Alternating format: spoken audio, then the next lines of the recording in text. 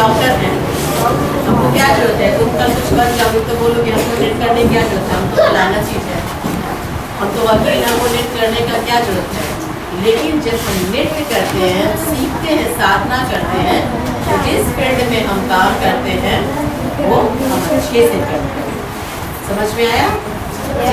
जिस क्षेत्र में आप काम कीजिएगा उसमें आप दिल से काम कीजिएगा, ठीक है। ये महत्व है शास्त्रीय नृत्य का। नहीं तो फिर क्या सरस्वती जी को वीणा लेने की क्या जरूरत थी? क्यों नहीं है वीणा? कभी पूछा आपने?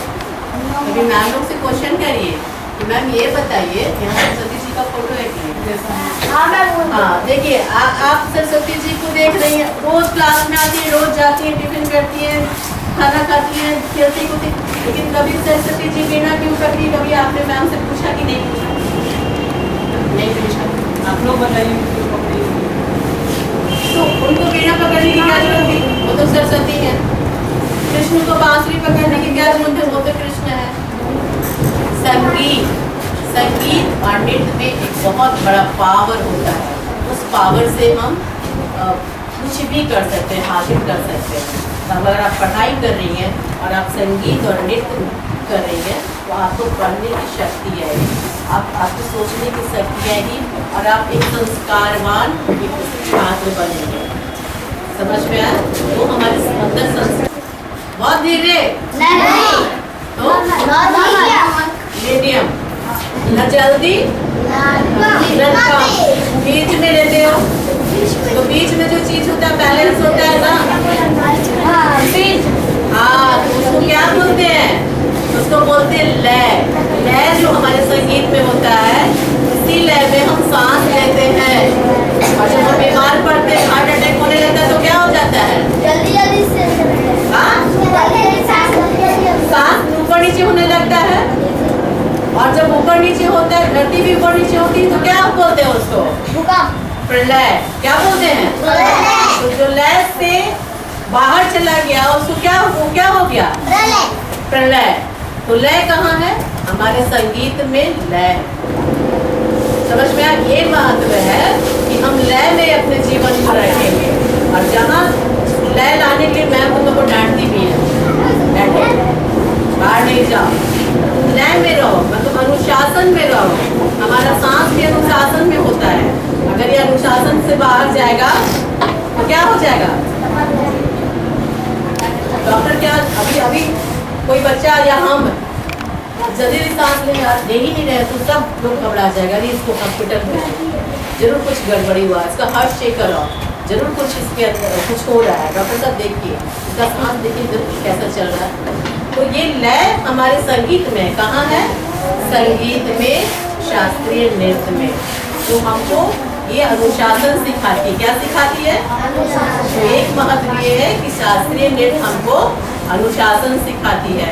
और जब हम अनुशासन में रहते हैं तो हम पढ़ाई भी अच्छा करते हैं। घर में मम्मी पापा को तंग नहीं करते, मम्मी पापा भी खुश हो जाते हैं।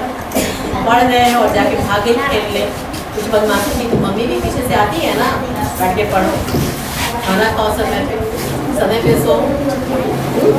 तो अनुशासन, डिसिप्लिन कौन सिखाता है? हमारा संगीत सिखाता है, हमारा शास्त्रीय नृत्य सिखाता है।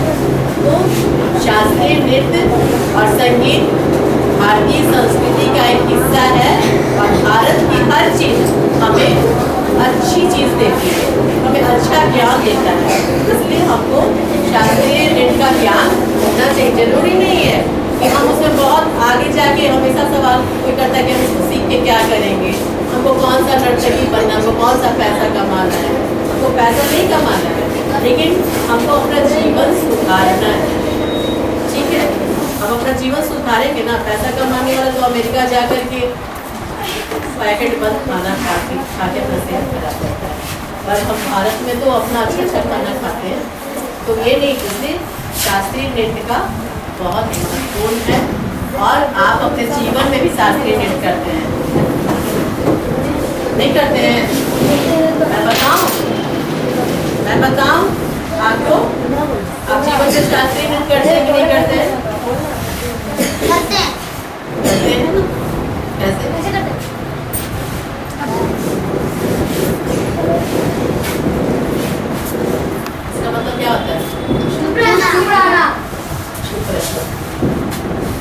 ये चुप कौन कराता है?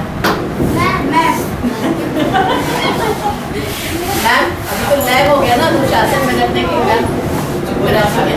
और ये मैम कराती है चुप, क्योंकि आप हल्ला करेंगे तो पढ़ेंगे नहीं, आप लोग हल्ला करेंगे तो पढ़ेंगे नहीं, इसलिए मैम चुप कराती है। तो इससे हम चुप होते हैं, क्या होते हैं? ये उंगली है ना, इसी से चुप, इससे तो नहीं होते हैं, इससे तो नहीं होते हैं, नहीं होते हैं ना, इससे भी नहीं होते हैं, इससे होते हैं, है ना? इससे क्यों नहीं होते हैं? इससे क्यों नहीं होते? इससे क्यों नहीं होते मैम? इससे क्यों नहीं होते? इससे भी नहीं होते, इससे चुप होते हैं। एक जब बताना होता है तो हम इसका प्रयोग करते हैं। बोलते ना एक चीज एक है, नंबर वन में ऐसे हाथ करते हैं, इसको बोलते हैं सूची मुद्रा। क्या बोलते हैं बच्चों? सूची मुद्रा। और विष्णु जी के हाथ में चक्र कौन देखा है? ऐसे रहते हैं ना? हाँ, गुड। ये मुद्रा कौन सा है? सूची मुद्रा, जिसे मैम चुप कराती है। और हम नंबर 1 बताते हैं, और विष्णु भगवान इसमें हाथ रखे हुए हैं सुदर्शन चक्र। अगर कोई गलती करेगा तो सुदर्शन चक्र चलाते हैं। और फिर हम लोग ये दिखाते हैं, क्या दिखाते हैं? डन। क्या दिखाते हैं? डन। यहाँ कोई विनर हो गया तो क्या बोलते हैं? Well done. तो ऐसे करते हैं ना, शाबाश। क्या करते हैं? शाबाश। Best of luck. कुछ भी बोलते हैं, इवेंट की इसको उल्टा कर देने पे हम अंगूठा का भी छाप देते हैं। जो मानते हैं भारत में हस्ताक्षर करिए चाहे नहीं करिए, अंगूठा का छाप दे करके, ठीक है बच्चों सीखिए, बहुत इम्पोर्टेंट चीज है, नहीं मिलेगा पैसा से। इसको बोलते हैं थंब, और ये नृत्य में बोला जाता है। नृत्य में, शास्त्रीय नृत्य में इस मुद्रे का नाम है शिखर। क्या नाम है? शिखर मुद्रा। क्या नाम है? गुड। ये हो गया सूची, ये हो गया शिखर, जिसको आप डर करते, आप करते हैं लेकिन आप नहीं जानते इसको क्या करते हैं। इस नृत्य की भाषा में इसको बोलते हैं शिखर मुद्रा। क्या बोलते हैं? शिखर मुद्रा। अब इससे शंख पकड़ा है भगवान ने, और इससे सुदर्शन चक्र बनाया। कहीं विष्णु भगवान का ऐसा रूप तुम लोग देखे मंदिरों में? इससे शंख है, और इससे क्या है? भगवान के नाम से क्या होता है? और शंख भी तो होता है, उनको भी तो शंख गीत चाहिए, समझ जाते हैं। तो ये शिखर मुद्रा से सूची और शिखर मिला के विष्णु भगवान। अब आपको कभी विष्णु भगवान बनना है, आपको बना दिया जाता है, बोला जाता है हाथ ऐसे करो, हाथ ऐसे करो। तो सूची और शिखर करिए। सूची और विष्णु भगवान भी बन गए। क्या बन गया? विष्णु भगवान भी बन गए। क्या बन गए? ऐसे किए तो चुप, एक है ना, और ऐसे किए तो